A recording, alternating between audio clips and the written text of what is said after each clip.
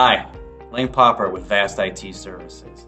I want to talk today on how disaster recovery solution is different from a backup solution.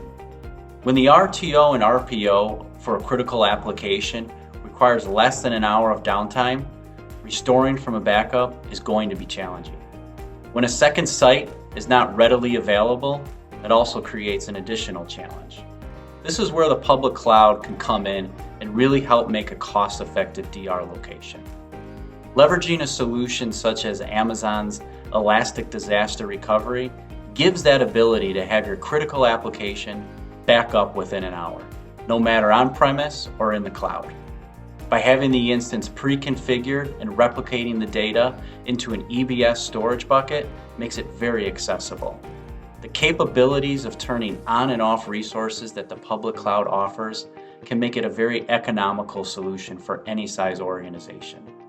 Feel free to reach out to Vast IT for any of your backup and recovery initiatives.